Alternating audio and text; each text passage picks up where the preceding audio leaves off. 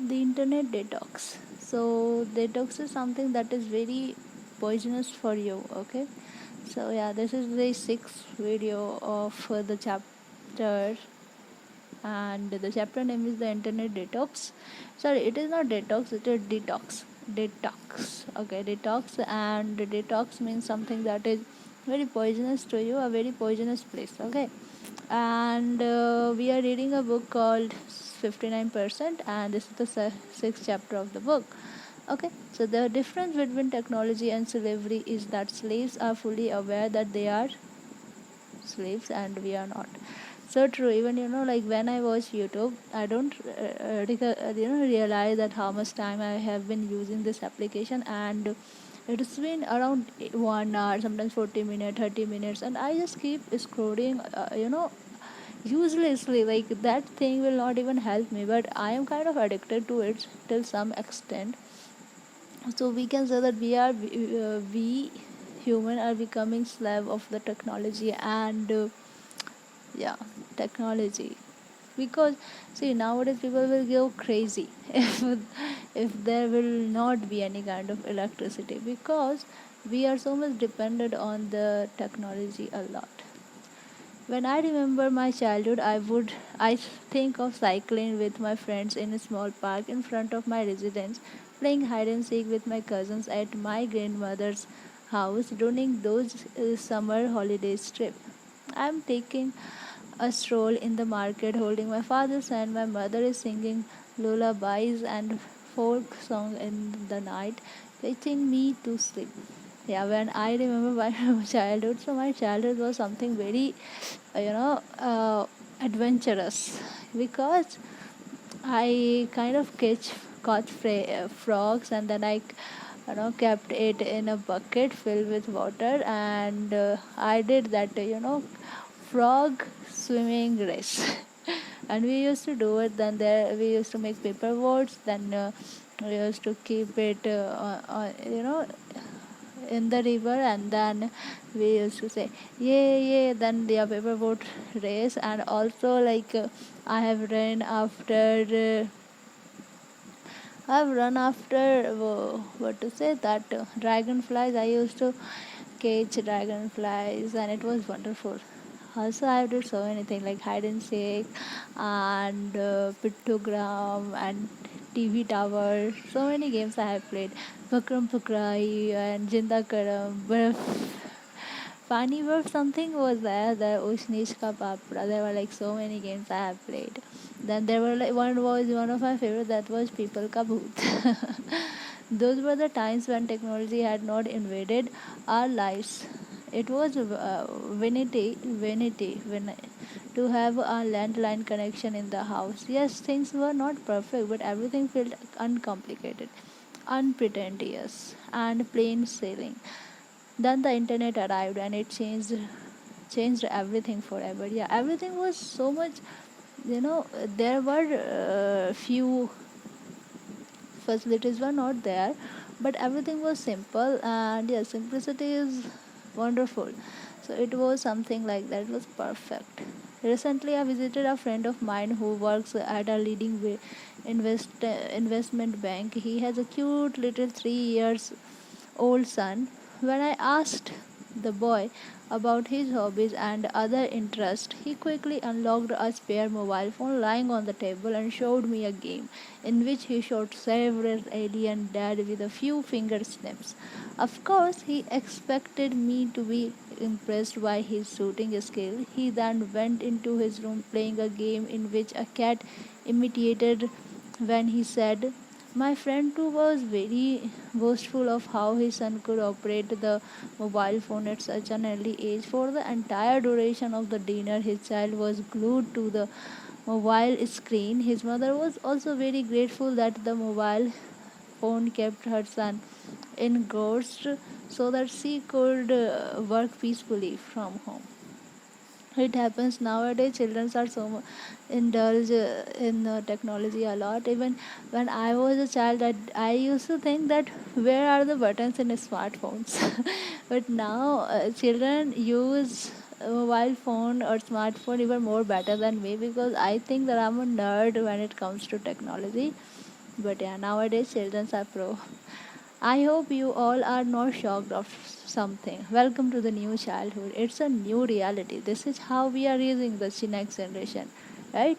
While this might not be true for every household, but if you observe carefully, you will find and that this is happening all around us. And it's not just the children, the young people who should work hard to find their own niche. They too are busy picking a perfect filter for their images and scrolling through the endless feed. When was the last time you saw someone reading a book in trains or kids requesting their parents to buy a magazine? But I am a person, I keep reading, so yeah, today just I saw myself. But yeah, nowadays no one reads any kind of book while traveling in bus or in metro. Everyone kind of indulges themselves a lot in the mobile phones and they just keep scrolling Facebook, Insta, and all other stuff.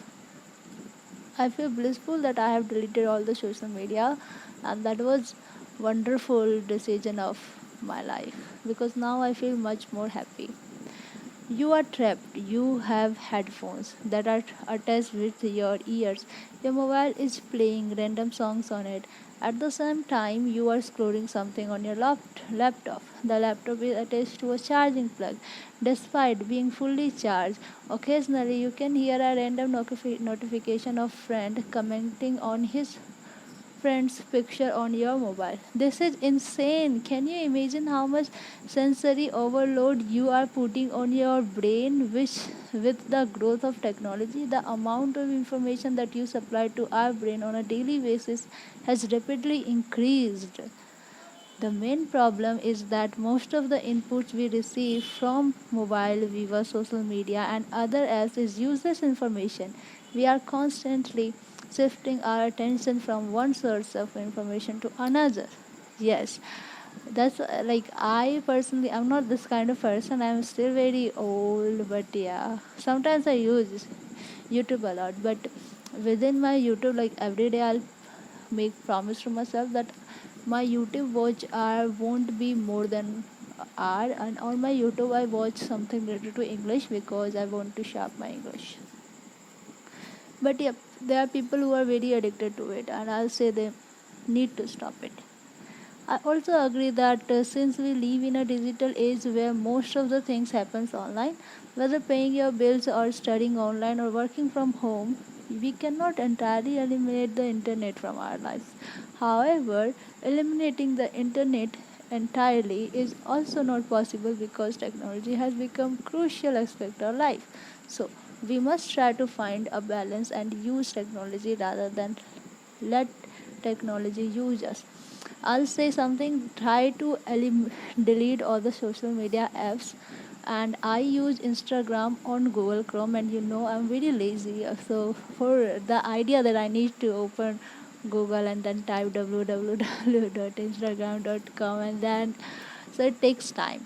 So, I don't use much Instagram, like, I have eliminated Instagram completely from my life. Facebook I never ever downloaded.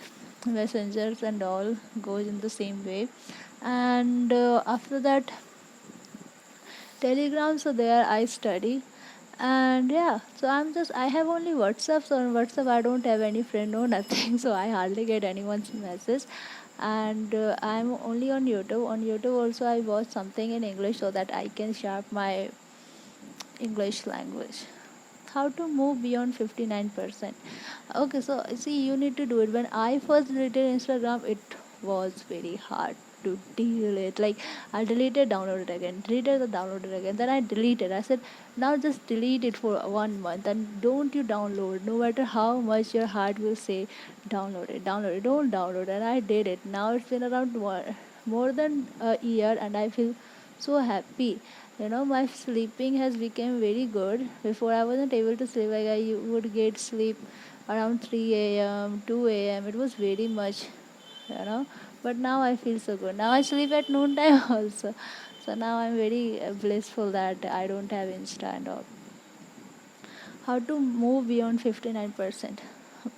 The first thing I'll suggest you to watch The Social Dilemma on Netflix. I don't have Netflix. It is a brilliant documentary about how social media platform use us as laborers and manipulate our thought process. We must realize the gravity of the technology. Social media addiction, which we have unknowingly acquired.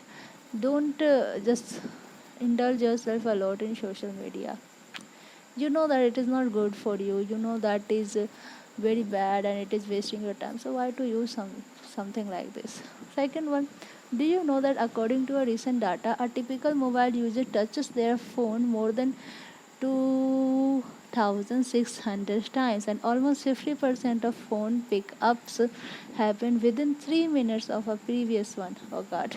Most of us don't even know that we have become addicted to the internet. So check for signals. Do you sacrifice the hours of sleep you need to spend time online? Are you losing interest in activities that you were enjoyable before you had access to the internet? Do you close and open apps at the same time?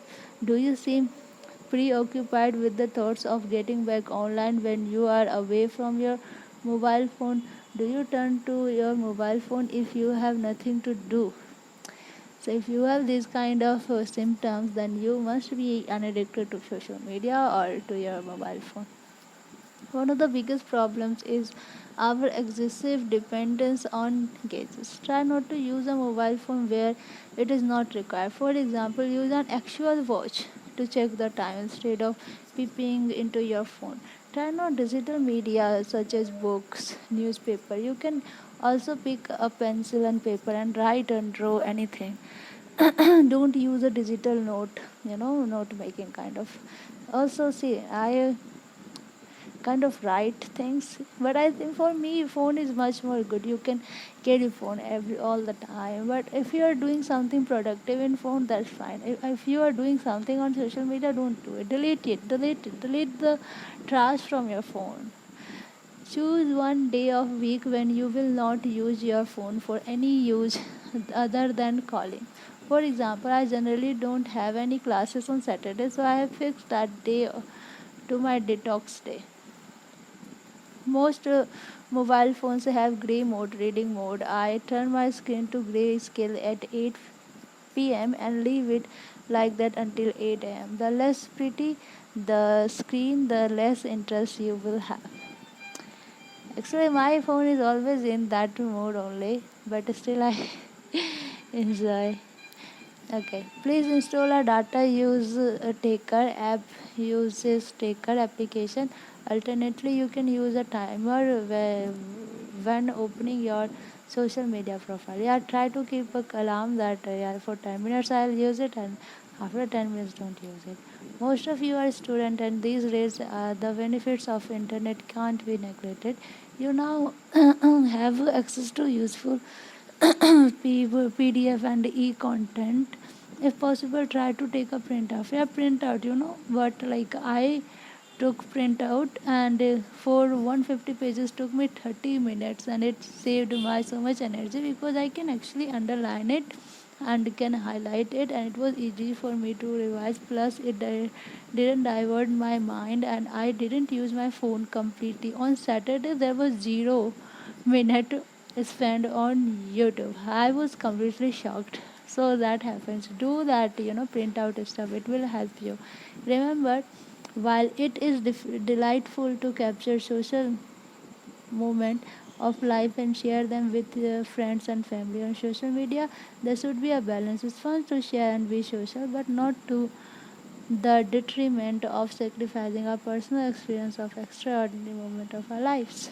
Yeah, try to keep it. I hate this because try to don't indulge yourself in social media. I don't know why people are so much indulged have indulged themselves into that, because for me I don't think that social media provides any kind of knowledge to you. Yeah, it does provide to some extent, but more than that we indulge ourselves something that is very not useful to us. So you know I think that if you are there for information, newspaper will work, and if you are a content creator, then yeah, then go for it. If you are making business out of it, fine. But if it is useless for you, why you are wasting your time, right? So yep, for all of you who are addicted to it, deleted. I were addicted too. I'm the living example that you can live without Instagram, Facebook, Snapchat, and other stuff. So yeah, anyone can possible, and you can do anything if you really want to. So yep, this is for today, and have a wonderful day and love you.